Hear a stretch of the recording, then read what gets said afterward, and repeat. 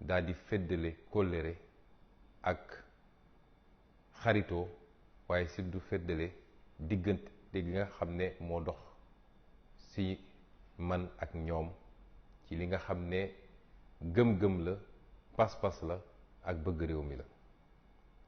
mbokk yi li xew Yoff li xew Ngor ñun ñëpp ko gisandoo muy lu doy waar. ab nguur boo xam ne day xëccoog askanam suuf soo xam ne matul sax hectare gën saa bëri ne nañ 6000 mètres carrés la mu koy xëccoog askanam ba mu jar violence bii nga xam ne ñun ñëpp gis nañ ko. nguur goo xam ne day xëccoog askanam lu tuuti ci suuf gannaaw bi ñu xañee askan woowu suuf su bari soo xam ne seeni maam ak seeni maamaat amoon nañ ko. ba tey soo demee Ngor nit ñaa ngi dund ci xat goo xam ne ndax famille yi màgg na yaatu na ñu dagg suuf sépp séddoo ko ak jaay ko ba tey tuuti leen dese woon ñu amoon mbébét def fa ay projet ñu leen loolu du fa amee. nguur gu ñàkk yërmande ci askanam ba loolu andi lii nga xam ne Sénégal yépp a ngi koy gis, àdduna bi yépp di ko gis, muy dal ci kaw sa population. nguur goo xam ne lenn rek la xam diggante ak population bi mooy ku yëngu naa dal ci kawam, naa ko tënc, naa ko gaañ. loolu yépp na ñu teg ko ci force restera à la loi. fàtte ni nag force restera à la loi mooy doole day dellu si ci yoon. fàtte ni yoon googu nag ñu jox doole, yoon googu mooy yoonu askan wi, du yoonu Macky Sall, du yoonu Antam Diom, du yoonu général Moussa Fall, du yoonu Bokar Yàgg, waaye mooy yoonu askan wi. mbokk yi, ku yërëmul sa askan mënoo ko jëmale kanam. lii nag mooy li ñuy xeex bés bu ne. ñu jàpp ni diggante Ousmane Sonko ak Macky Sall la, waaye nii mu amee tey Ngor, amee na noonu fu ne ci réew mi, muy dëkku taax yi, muy dëkku kaw gi. bis bu ne ñu dal ci kaw ay population, jaay leen doole, amuñu fuñ ko jooytoo. te li gën a yéeme ci li xew jamono ji mooy bu yi amee télévision yi Sénégal yi sax ñemetuñu ko wone, ndax Macky Sall nee na leen bu leen wone, su may noot sama askan bu ko kenn wone. moo nem de France bee ñu ne démocratie la, bu manifestation yi amee ak ni muy métti yépp, télévision publique ak télévision privée yépp dinañ ko wone ba askan wi xam li xew. tey bu dul woon réseaux sociaux yi ak yenn page Facebook yi, sénégalais yi duñu xam li xew ci réew mi. mën nañ fa tëj nit ñi, gazé leen, rey leen, te kenn du ko yëg. lii mooy li ñuy xeex bés bu nekk. waaye nag ñu war cee jàngat lu bari. waa Ngor dañu wuyu seen tur,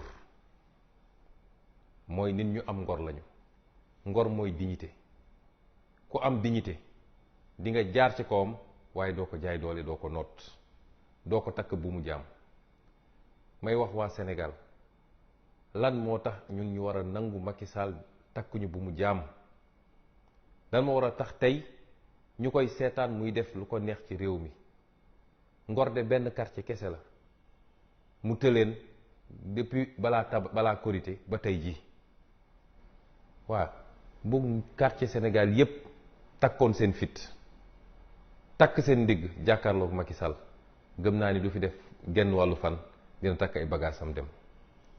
ñiy woo nag ñépp ñu am solidarité ak waa Ngor, rawatina ñi seen dëkkandoo di Yoff, di Wakaam ba Cambérène, waaye feneen ak feneen ci Sénégal.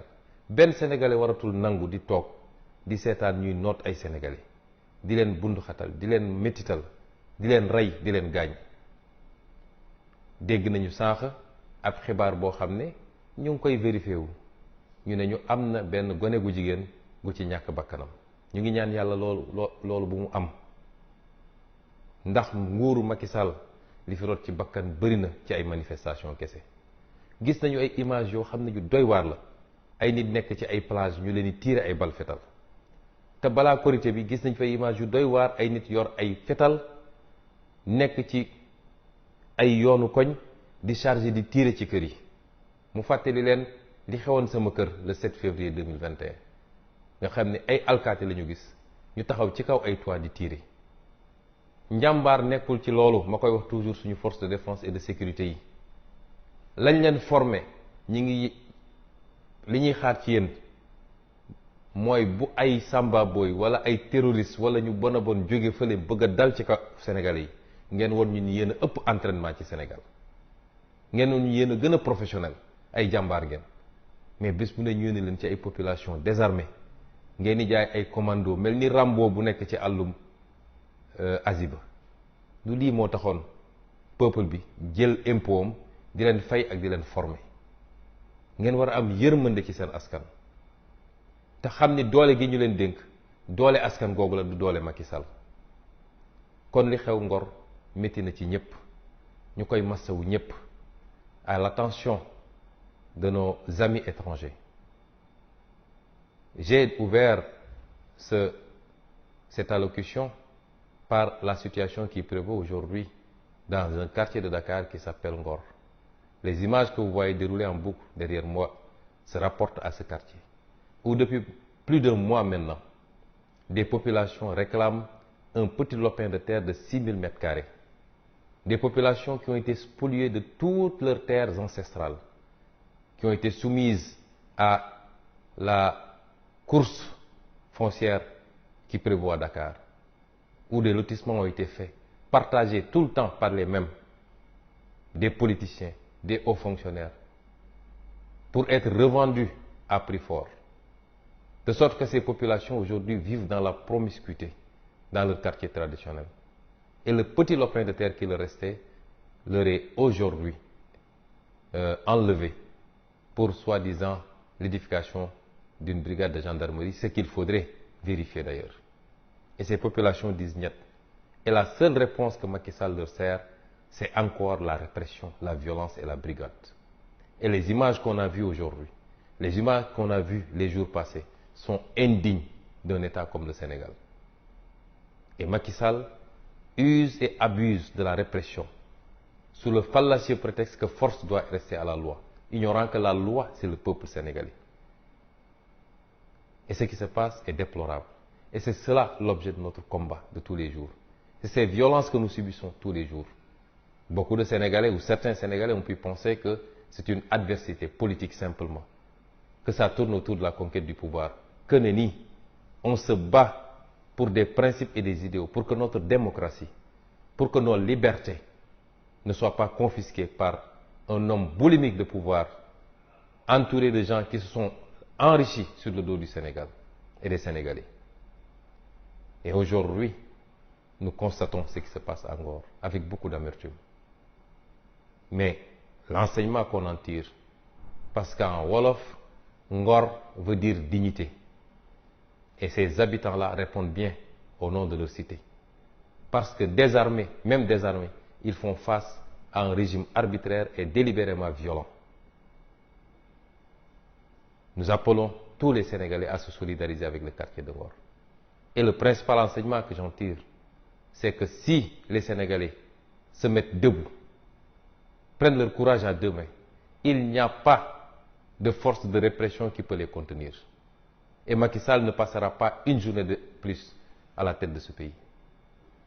Si c'est un quartier qui résiste depuis plus d'un mois, imaginez ce que ferait le soulèvement de tous les quartiers pour résister à l'oppression.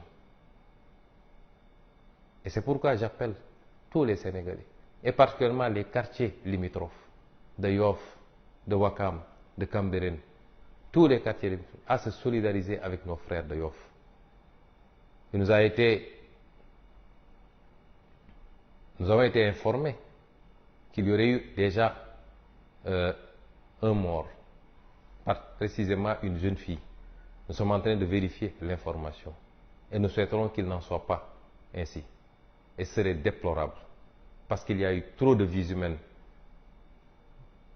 perdues sous le régime de Macky Sall, abattues lâchement par des forces de défense et de sécurité pendant des manifestations. Des dizaines aujourd'hui. Et Macky Sall ne compte pas s'arrêter à si bon chemin. Il faut arrêter ce massacre qui ne dit pas son nom. Et c'est pourquoi je lance un appel à tous les Sénégalais et à toute la communauté internationale à s'intéresser de très près à ce qui se passe au Sénégal. mbokk yi lii la ñu bëggoon a ubbee parce que lu ñu dab la balaa ñuy commencer yéguñu ko woon ba ñuy door enregistrement bi sànq ci suba ñu ngi leen di jox rendez-vous dans quelques minutes le temps que techniciens yi positionné élément bi ngeen mën a déglu li nga xam ne mooy waxtaan bi ñuy seq ak yéen tey asalaamualeykum wa rahmatulah wa barakaatu.